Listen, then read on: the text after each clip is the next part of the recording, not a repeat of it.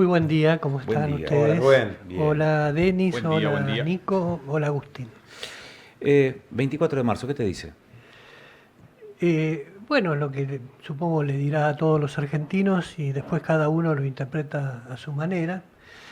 En este momento, en esta coyuntura, creo que los periodistas tenemos la obligación de hablar siempre sobre lo que está sucediendo, porque le pone el contexto a cada hecho histórico. Eh, Estamos en un momento en donde por primera vez después de mucho tiempo hay una versión distinta o un énfasis distinto en un costado de toda la amplia significación que tiene el 24 de marzo desde el gobierno. Esto es novedoso porque el gobierno, digamos todos los gobiernos, incluido el de Macri que no innovó demasiado en esta cuestión, eh, trataron el 24 de marzo de 1976 esa fecha desde la perspectiva del terrorismo de Estado.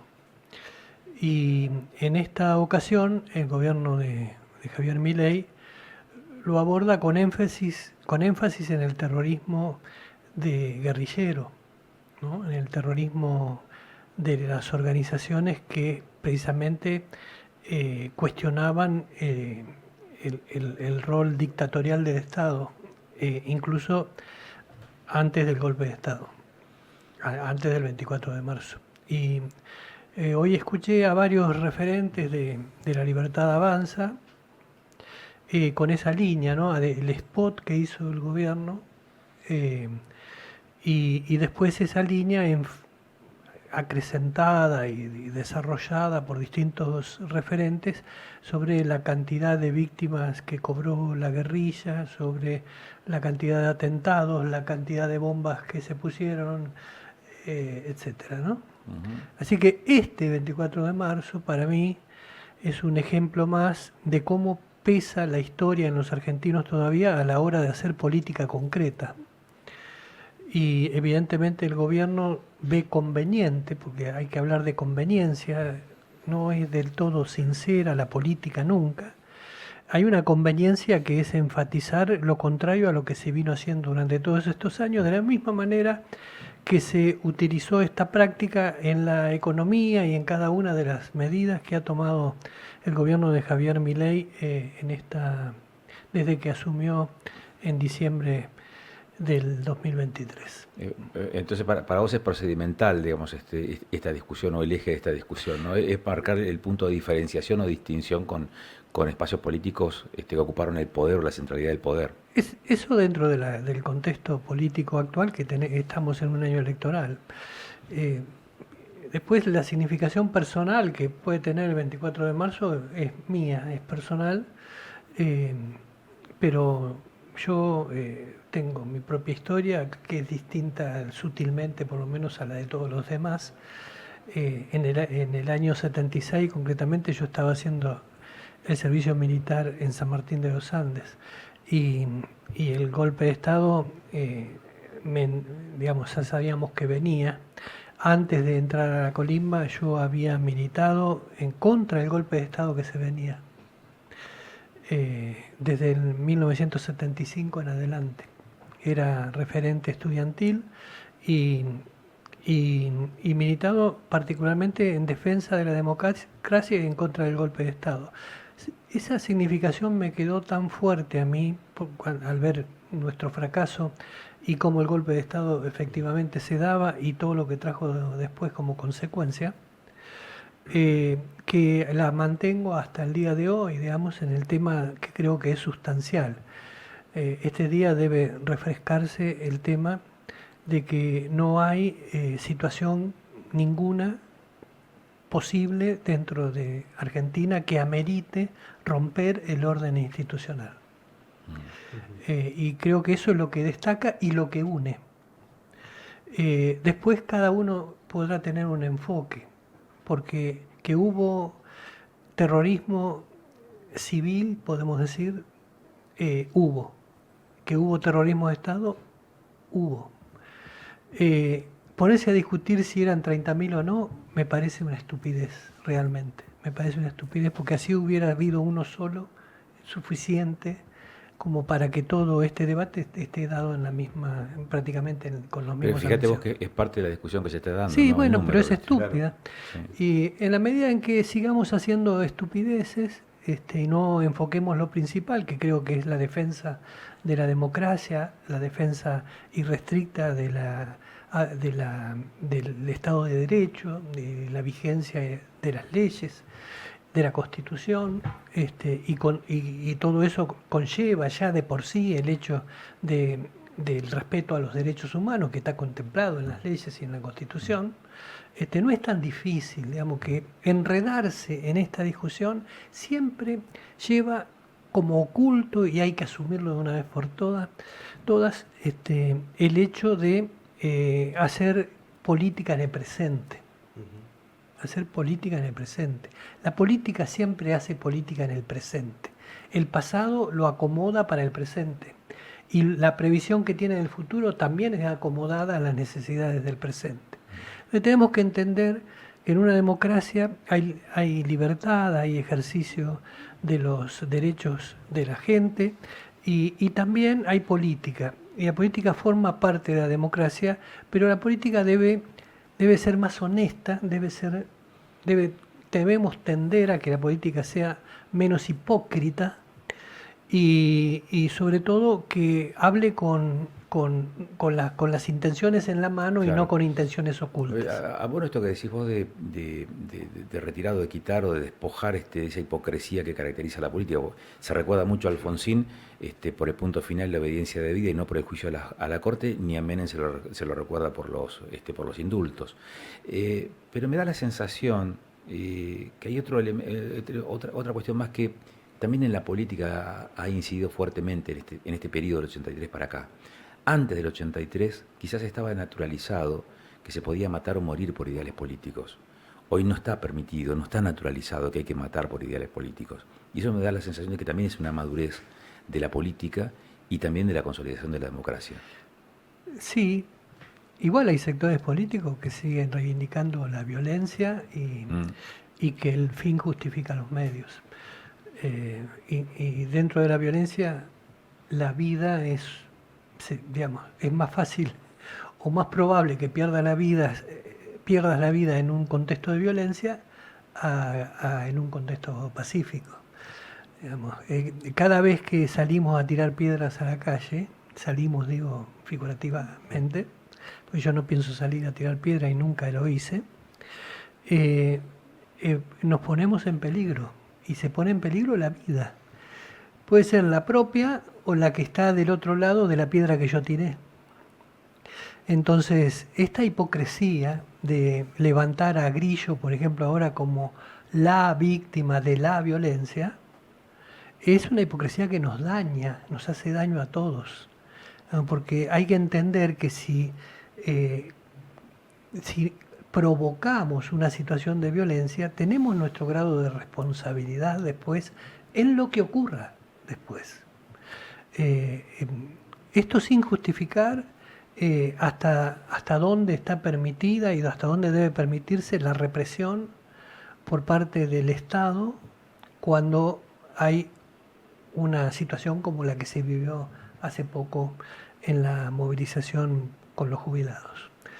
Entonces, pero forma parte de ese ejercicio de rigurosamente atender a no falsificar e impostar la realidad de la coyuntura en función de nuestros propios intereses.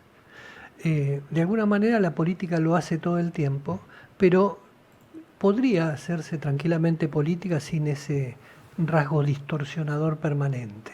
Entonces, desde aquella época, del año 76 para acá, tenemos que hablar además que no fue del año 76 para acá, sino de antes, porque la violencia política en Argentina, digamos, no se interrumpió desde fines de los 60 en adelante, fue increciendo hasta después reventar del todo. Pero hubo violencia permanentemente en un contexto latinoamericano y mundial de explosión de este tipo de ejercicio de la violencia en defensa de los supuestamente de los intereses populares y de la rebelión frente a un sistema que oprimía a la gente. Bueno, el sistema que oprime a la gente, al que denominábamos entonces y seguimos denominando capitalismo, está vigente, pero no es el mismo. Digamos que el capitalismo se ha ido, de alguna manera, ha interactuado con la democracia, las leyes, el respeto a los derechos humanos y se, digamos, y lo ha incluido con más fuerza el tema de la garantía de los derechos que está contemplado en las leyes. Entonces, desde la defensa del consumidor hasta la situación, no sé, de los presos en las cárceles. Eso no quiere decir que estemos viviendo en un estado de comodidad y de placidez y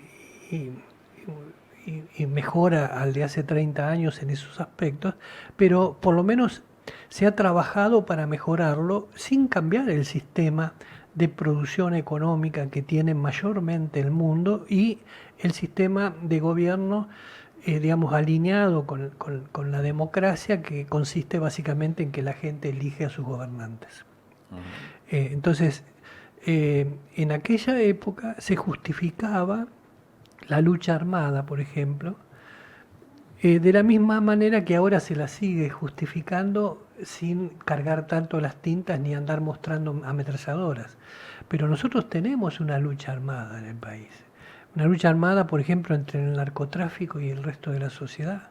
Una lucha armada entre el delito en cuestión, sea cual fuere, y la sociedad que no delinque. O sea, andan armados los delincuentes y entran a tu casa y te matan. Entonces, ¿qué nos pasa que no entendemos que la violencia está presente y que la estamos tratando de combatir con la ley y no con otra violencia del otro lado? Bueno, todo eso creo que sirve para un día como hoy, para discutirlo en función de la vida que vivimos, del presente, y no agarrarnos de consignas cerradas, de banderas que no admiten debate ni discusión, de imposiciones político-culturales que pretenden decirnos lo que tenemos que hacer más allá de lo que nuestra propia razón y racionalidad nos dicta que tenemos que hacer, en el contexto siempre de vivir en una sociedad y por lo tanto respetar al otro.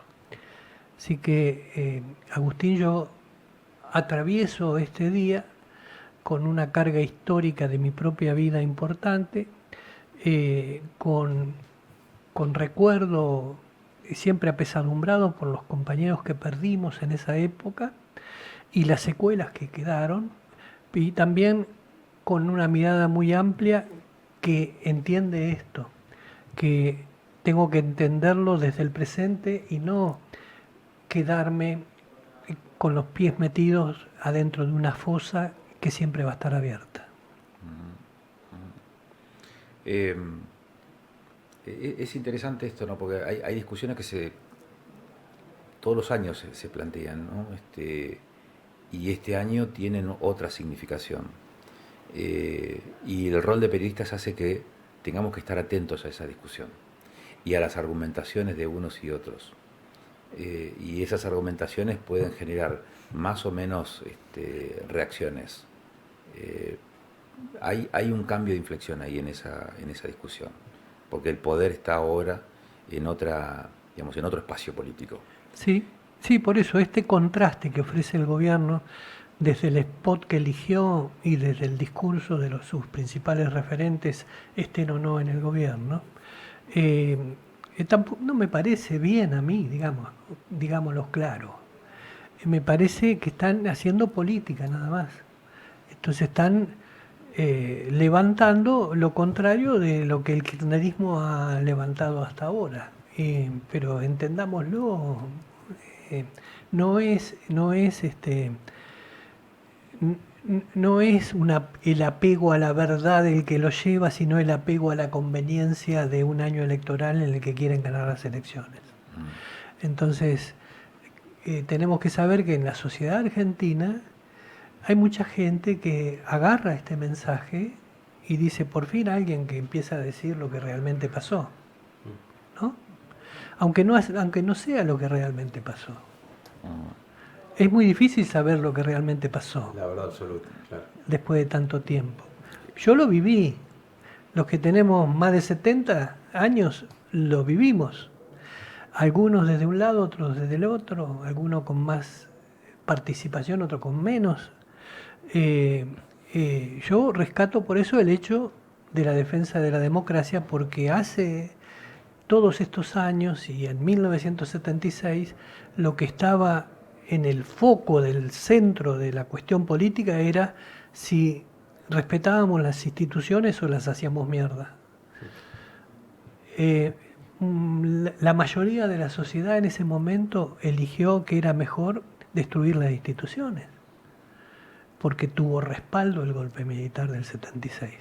Fue, como se dice, un golpe cívico-militar. Y las elecciones que venían para cambiar el gobierno, que evidentemente no satisfacía el conjunto de la sociedad, estaban a meses. O sea, era una cuestión de esperar meses para elegir. Y en lugar de eso se acortó el camino, se dio un golpe de Estado buscando una conveniencia política de algunos grupos que alentaron el golpe de Estado y que después fueron reprimidos por el mismo golpe de Estado, demostrándose cruelmente que estaban equivocados. Fue compleja la situación, sigue siendo compleja de explicar, porque hay mucha pasión y poco raciocinio. La pasión nos supera, pero esto no es subirse a la tribuna de una cancha de fútbol y gritar un gol. Esto es tratar de entender la realidad y verla siempre desde el punto de vista de la política, porque en definitiva es la política, la ciencia y la práctica que utilizamos para vivir en democracia. Gracias, Rubén, por estos minutos. No, al contrario, gracias a ustedes. Te quitamos parte del tiempo que... Es la primera vez que hablo en este renovado estudio de Aire Nacional. Así que muchas gracias.